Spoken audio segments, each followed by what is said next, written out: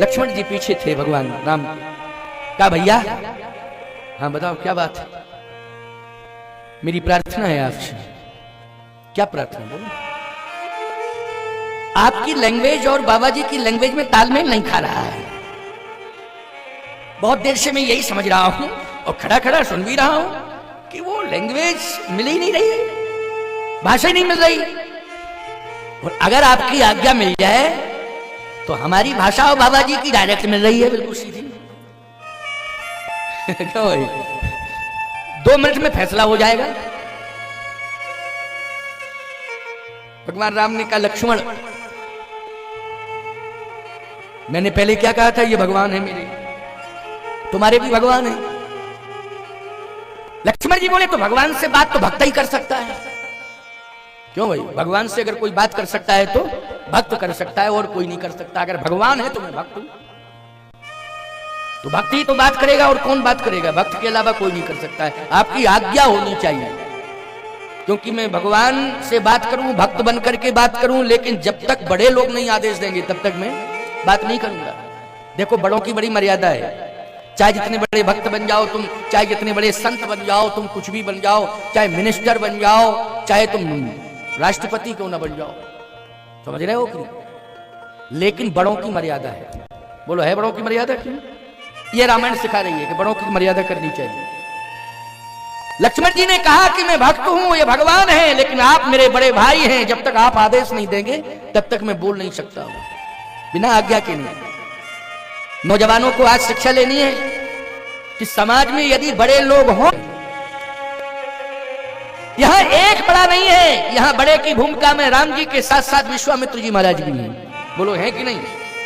और सावधानी से सुनना, केवल विश्वामित्र जी महाराज भी नहीं है, यहां मुनि समूह है, महा बैठे, मुनियों का समूह में बैठा हुआ है। बोलो, मुनियों का समूह बैठा है। समूह मानी बहुत सारे मुनि महात्मा बैठे हैं। इसका मतलब है ये मर्यादा है। ये क्या है? मर्यादा है। जहां ऋषि मुनि महात्मा बैठे हों, जहां पर बड़े भाई हों, गुरुदेव हों, वहां बिना आज्ञा के नहीं बोलना चाहिए।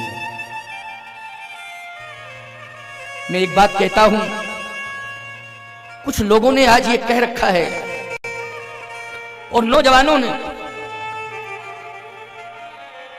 कि हमारी जवानी आज बड़ों से बोलने के लिए विवश कर रही है। ऐसा कहने लगे आजकल के नौजवान, और कुछ पढ़े लिखे लोग ही कह रहे हैं। ऐसा नहीं कि मेरी जवानी मुझे विवश कर रही है बोलने के लिए। मेरा दोष नहीं है। अगर मैं अपने से बड़ों से कुछ ज्यादा बोलता हूं तो ये मेरी जवानी का दोष है। नहीं, गलत बोल रहे हो, तुम्हारी सोच गलत हो गई है। जवानी कभी किसी की नहीं कहती है कि अपने से बड़ों का अपमान करो। बोलो, क्या ये जवानी का अर्थ है कि अपने से बड़ों का अपमान करो? ये रामचरितमानस का मंच आज तुम्हें प्रेरणा दे रहा है, आज तुम्हें शिक्षा दे रहा है। और केवल यहां माधव विलास धाम में जितने लोग बैठे हैं राम कथा में, इतने ही लोगों को नहीं, हजारों लोगों को यह प्रेरणा मिल रही है, क्योंकि सोशल मीडिया, यूट्यूब चैनल के माध्यम से यह संदेश यत्र तत्र सर्वत्र जा रहा है। ये संदेश जो है यत्र तत्र सर्वत्र जा रहा है। इसलिए इस संदेश को सुनिए, जरा सुनिए। तुम थोड़ा बेटा इधर बैठ जाओ, ऐसे हो जाओ तुम।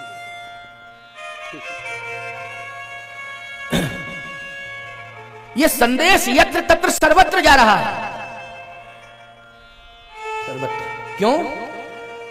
ये प्रसारण चल रहा है। अभी कथा के बाद सैकड़ों लोगों के टेलीफोन आएंगे मेरे पास। कौन से लोग बात करेंगे कि महाराज जी आज आपने ये हमको बताया, कोई कहेगा ये बताया, कहीं से ये बताया, आज ये सुना, वो सुना। कोई शंका रहती है तो वो भी समाधान के लिए नीचे नंबर चल रहे हैं ना प्रसारण में, जो नीचे सारे नंबर चल रहे हैं मेरे, वो नंबर सब नोट कर लेते हैं। उससे पता लगता है कि लोग सुन रहे हैं। इसका मतलब ये नहीं है कि कोई नौजवान ये दावा करना चाहे कि हमारी नौजवानी का दोष है कि हम अपने बड़ों से आज बात कर रहे हैं, और ऐसी बात कर रहे हैं कि जिससे सुनकर के बड़ों का अपमान हो रहा है। तो तुमने अपमान क्यों किया? कहते मैंने नहीं किया है, मेरी नौजवानी ने किया है। ये नौजवानी का दोष है। गलत। नौजवानी का अगर दोष होता तो नौजवान तो लक्ष्मण भी है। बोलो, क्या है लक्ष्मण? नौजवान नहीं है तो क्या है, बोलो भाई? लक्ष्मण नौजवान है। रामचरितमानस का मंच ये बता रहा है कि लक्ष्मण नौजवान है, और नौजवान है तो जब तक अपने से बड़ों का आदेश नहीं मिल जाएगा तब तक बोलना भी नहीं चाहते हैं। आदेश मिलेगा तभी बोलेंगे। बोलो भाई। कहीं न सकत रघुवीर, डर लगे बचन जनुबान। बचन बाण की तरह चुभ रहे हैं, लेकिन कहे न सकत रघुवीर डर। रघुवीर डर का मतलब बड़े भाई का डर, डर मानी गुरुदेव का डर। नहीं बोल सकते हैं जब तक वो आदेश नहीं देंगे। यह है रामायण का नौजवान। अगर अपने से बड़ों का अपमान करने का नाम नौजवानी होता, बड़ों को अपमानित करने का नाम नौजवानी होता, तो मैं दावे के साथ कह रहा हूं परमात्मा कभी किसी को नौजवानी नहीं देता, बचपन से सीधा बुढ़ापा दे देता, जवानी किसी को नहीं देता है। इतनी बड़ी गलती नहीं करता वो भगवान, समझ रहे हो कि नहीं? ये जवानी किसने दी है? ये भगवान ने दी है। जवानी सबको नहीं मिलती है, भगवान ने दी है, याद रखना। नहीं तो बचपन में कितने लोग हैं जो पैदा होते ही चले जाते हैं। बोलो, चले जाते हैं कि नहीं चले जाते हैं?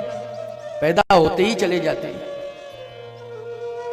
और यदि जवानी की बात है तो सीधा बुढ़ापा दे देता भगवान, जवानी खत्म। लेकिन नहीं नहीं, जा अर्थ यह है कि अपने शब्दों को संभालो, अपने से बड़ों का सम्मान करो। समाज में यदि बड़े लोग बैठे हैं तो उनका आदर करो, उनसे पूछ करके बात करो।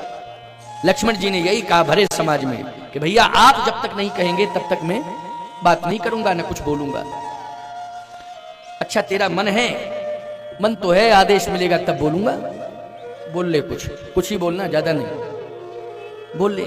अच्छा भगवान राम भी इस बात को जानते हैं कि अगर लक्ष्मण नहीं बोलेगा तो परशुराम जी महाराज हटने वाले नहीं, ये भी बात पक्की है। और परशुराम जी महाराज नहीं हटेंगे तो ये जो विवाह का कार्यक्रम है ये बढ़ेगा नहीं आगे। लक्ष्मण को तो बोलना ही पड़ेगा। अच्छा थोड़ा बोल ले, जैसे कहा लक्ष्मण से बोल ले, तो लक्ष्मण जी परशुराम जी महाराज के सामने पहुंच गए। परशुराम जी ने कहा अच्छा अच्छा अच्छा, अब पता चल गया कि तूने धनुष तोड़ा है। देखने में भी तू चंचल लग रहा है, ये तो गंभीर है, ये नहीं तोड़ सकता था धनुष, लेकिन तू चंचल लग रहा है देखने में। तूने धनुष तोड़ा, तूने तोड़ा धनुष, उम्र तो तेरी छोटी है, तूने तोड़ा धनुष। मैं पूछ रहा हूं धनुष तुमने तोड़ा? लक्ष्मण जी बोले आपका था। पहले ये बताओ आपका था? परशुराम जी ने कहा मेरा नहीं था। तो बोले आपके बाप का था क्या? परशुराम जी ने कहा क्या कह रहा है? हाँ मैं ठीक ही तो पूछ रहा हूं, संबंध क्या है? यही धनु पर ममता कहीं है तू, इस धनुष पर आपकी ममता क्या है ये बताओ। जब आपका नहीं, आपके बाप का नहीं, तो ममता कैसी इस धनुष से? परशुराम जी ने कहा मेरे बाप का तो था, मेरे ही बाप का था। आपके बाप का नाम क्या है जरा ये बताएं थोड़ा। आपके बाप का अगर धनुष था तो आपके बाप का क्या नाम है? परशुराम जी ने कहा कि मैं महात्मा हो चुका हूं, इसलिए जिसने मुझे जन्म दिया है उसका परिचय मैं नहीं दूंगा, लेकिन जिसने मुझे महात्मा बनाया है, विरक्त संस्कार दिए हैं, जैसे हम महात्मा हुए तो हमारी बल्दियत में हमारे गुरु का नाम पड़ा हुआ है, समझ गए हो ना? जन्म देने वाले पिता का नाम नहीं है, पिता के स्थान पर किसका नाम है? हमारे गुरुदेव का नाम है। हमारा जन्म वशिष्ठ गोत्री, हम ब्राह्मण हैं, वशिष्ठ गोत्र में हमारा जन्म, लेकिन अब जब भी संकल्प लेंगे तो अच्युत गोत्र, हमारा गोत्र बदल गया। क्या हो गया? अच्युत। अच्युत नाम मानी भगवान का, अच्युतम केशवम राम नारायणम कृष्ण दामोदरम वासुदेवम हरि। तो भाई भगवान का नाम अच्युत है, इसलिए हमारा गोत्र क्या हो गया? अच्युत गोत्र हो गया है। मैं महात्मा हूं, मेरा परिचय गुरु से है, गुरु ही मेरा पिता है, मेरे बाप का ही धनुष है। अरे तो गुरु का नाम तो बता दो जरा, बाप का नाम, गुरु का नाम, किसी का तो बताओ। परशुराम जी ने कहा भगवान शंकर। लक्ष्मण जी बोले बापा ही आए थे, तोड़वा के चले गए हैं? आए थे? कहे हाँ हम झूठ नहीं बोल रहे हैं, यहां जितने लोग बैठे हैं सबसे पूछो, आपके ही बाप आए थे और वही तोड़वा के गए। परशुराम जी ने कहा वो चले गए क्या? कहे हाँ चले गए। नहीं नहीं ऐसा नहीं हो सकता है। अरे नहीं हो सकता है तो पता लगाओ कहां है। हम क्या जाने, आपके बाप हैं, आपके पिता हैं, कहां हैं? कहे वैसे कहां गए? कहे जहां रहते होंगे वहीं गए। अब आप पता लगाइए कहां है। सत्य तो यही है, अगर शंकर जी की मर्जी नहीं होती तो धनुष नहीं टूटता। बोलो शंकर जी की बिना मर्जी के टूट सकता था धनुष? किसकी हिम्मत थी?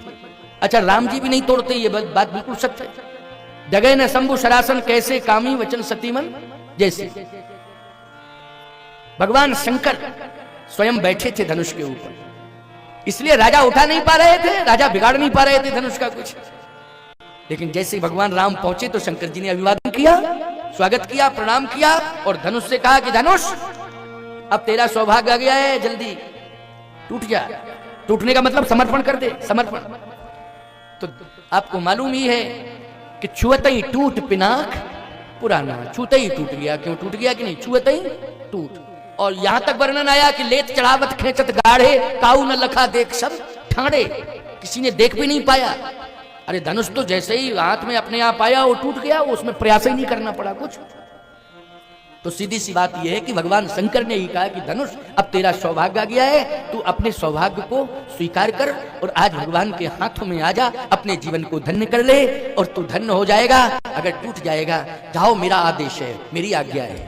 तो शिव जी ने आदेश दिया, समर्पण कर दिया धनुष ने, और धनुष का आज परम सौभाग्य हो गया कि भगवान के हाथों में भगवान शिव की भूमिका रही।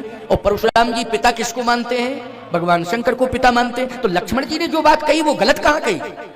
लक्ष्मण जी महाराज ने जो बात कही वो स्पष्ट कही कि नहीं कही? बहुत स्पष्ट कही। इसलिए लक्ष्मण जी कहते हैं कि आप जानकारी करिए, आपके पिता ही आए, आपके बाप आए तो आके चले गए।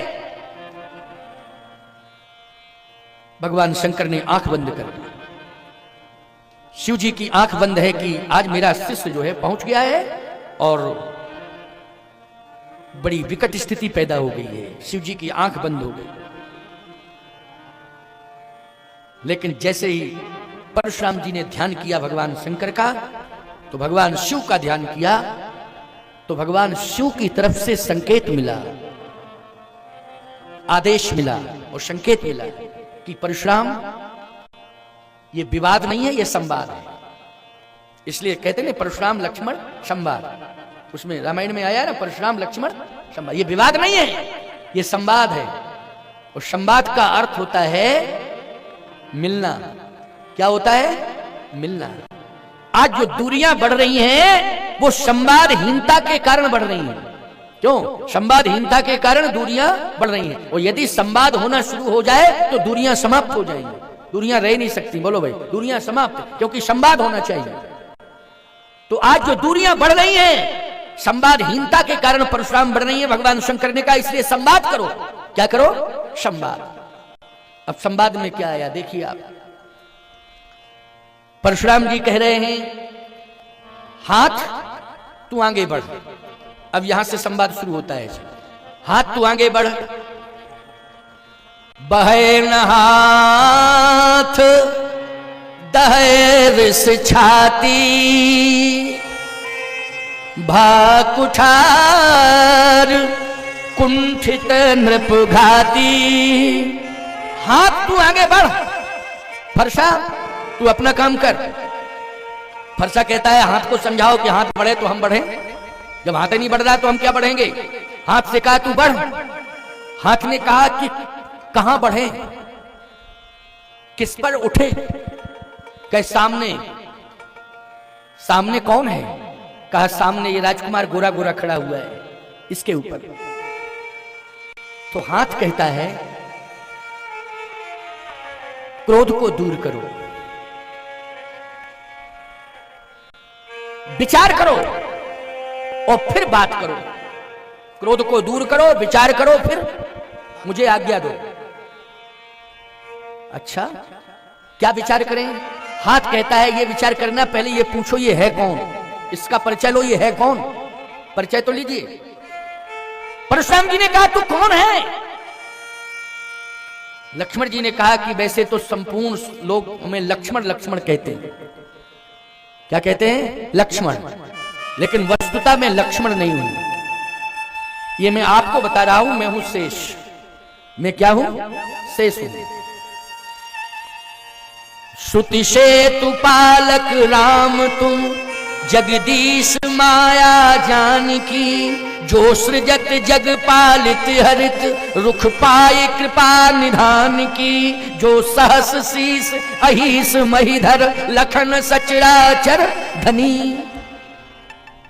ये सही परिचय है।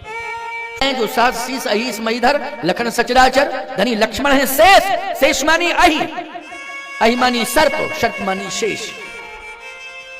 अब सर्प को शेष कहते हैं और शेष को ही सर्प कहते हैं कि नहीं कहते? कहा मैं शेष हूं, शेष। अच्छा तू शेष है? हाँ। तो हाथ तू बढ़ता क्यों नहीं है? हाथ ने कहा इसलिए कि आप विचार नहीं कर रहे हैं, बुद्धि से निर्णय नहीं ले रहे हैं। गणित में आप जानते हो शेष ही एक ऐसा होता है जो बचता है, कटता नहीं। क्यों? शेष कटता है कि बचता है? शेष बचता है। और शेष को अगर काट दिया जाए तो विद्यार्थी फेल हो जाएगा कि नहीं हो जाएगा? बोलो भाई। रिजल्ट 0/0 आएगा कि नहीं आएगा? कि तू इतना बड़ा बेवकूफ है, तूने शेष ही काट दिया। शेष तो बचता है, शेष कटता नहीं। हाथ कहता है विचार तो करो, ये शेष है। और जब परिचय दे रहा है कि शेष है, तो इसका मतलब है आप विचार नहीं कर रहे हैं कि शेष कटता नहीं है। शेष कभी नहीं कटता है। कौन काटे शेष को? और आप जैसा बुद्धिमान अगर शेष को काट रहा है तो धिक्कार है बुद्धि को। क्यों भाई? कोई अज्ञानी अगर शेष को काट दे तो कहा जाए मूर्ख है, अज्ञानी है इसलिए। लेकिन आप तो विज्ञानी हैं, ज्ञानी हैं। आप जैसा कोई ज्ञानी नहीं है और ज्ञानी ही शेष को काटने में तुला हुआ है, तो महाराज आप अपने प्रतिष्ठा को बचाएं। शेष कभी कटता नहीं है।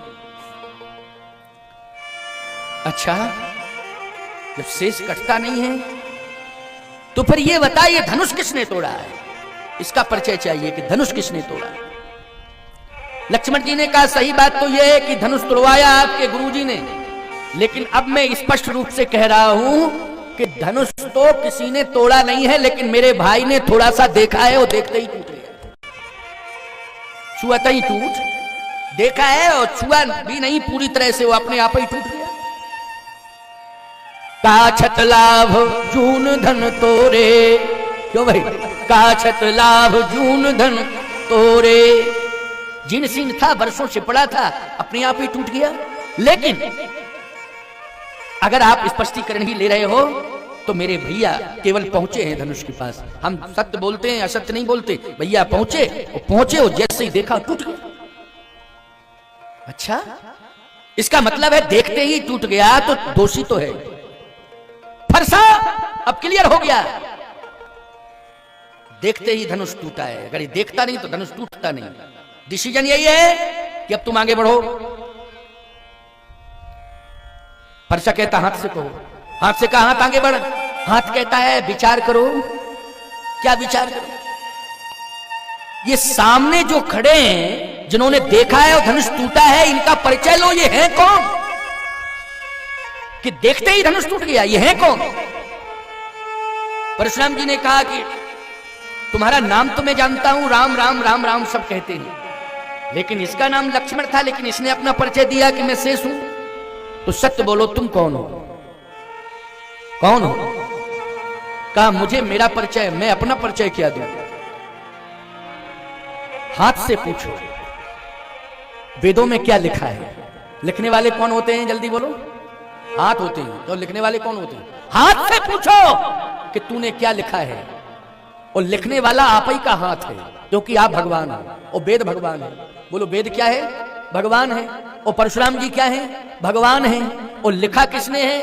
बोले हाथ ने लिखा। किसमें लिखा? वेदों में लिखा है। तो वेदों में लिखा है तो हाथ से पूछो, ये हाथ ही बताएगा कि मैं कौन हूं, क्योंकि भगवान ने ही तो लिखा है। आप भगवान हो, आपके हाथ ने ही स्पष्टीकरण दिया है, इसलिए हाथ से ही पूछो मैं कौन हूं।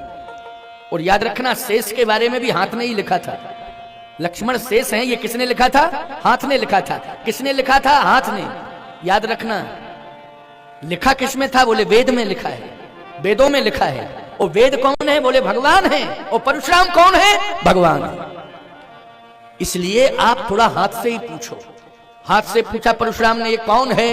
तो हाथ कहता है ये गोरा गोरा है शेष, और ये सांवले सांवले हैं ज्ञान अखंड। ज्ञान अखंड और ये अखंड ज्ञान, ज्ञान अखंड एक सीता पर,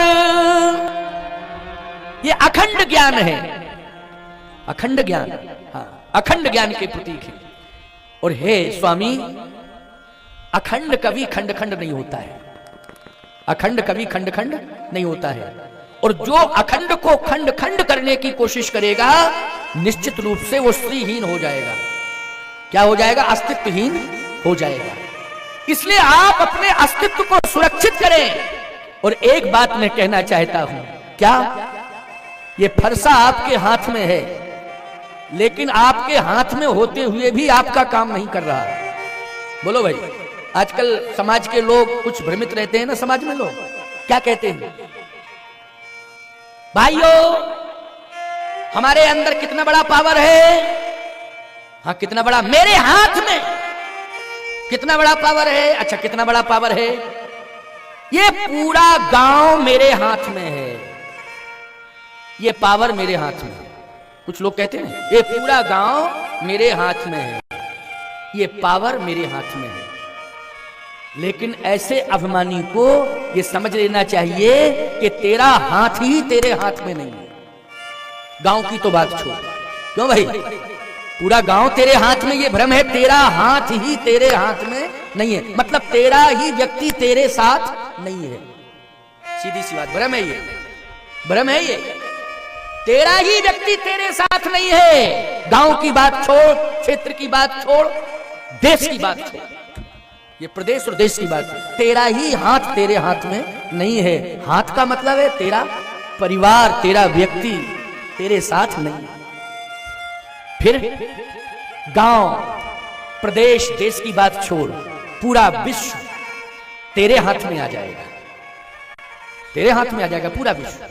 परशुराम जी का हाथ यही तो कह रहा है, हे स्वामी आप विचार तो करो, आपका बहुत बड़ा प्रभाव है, लेकिन आप शायद समझ नहीं पा रहे हैं, इसलिए भ्रमित हो रहे हैं। आप अपने अस्तित्व में प्रश्न चिन्ह लगाने जा रहे हैं। आप अपने हाथ में फरसा लिए हैं, फरसे को त्याग दो। जितने भी अस्त्र शस्त्र हैं उनको त्याग दो। तो क्या करें? कहा ये हाथ है ना, इसकी सार्थकता इसी में है। क्या? ये फरसा छोड़ो, अस्त्र शस्त्र छोड़ो, फिर ये हाथ रघुनाथ के हाथ में सौंप दो, पूरा ब्रह्मांड आपके हाथ में आ जाएगा। बस हाथ की यही सार्थकता है। देखो भाई, ये कितनी सुंदर चेतावनी, कितना सुंदर संकेत, क्यों है कि नहीं? ये हाथ रघुनाथ के हाथ में सौंप दो। अच्छा, तुम सब भी अगर अपना हाथ भगवान के हाथ में सौंप दोगे तो पूरा ब्रह्मांड तुम्हारे हाथ में आ जाएगा कि नहीं? छोड़ो ये गांव और समाज की बातें, पूरा संसार तुम्हारे हाथ में आ जाएगा अगर तुमने अपना हाथ किसके हाथ में दे दिया? भगवान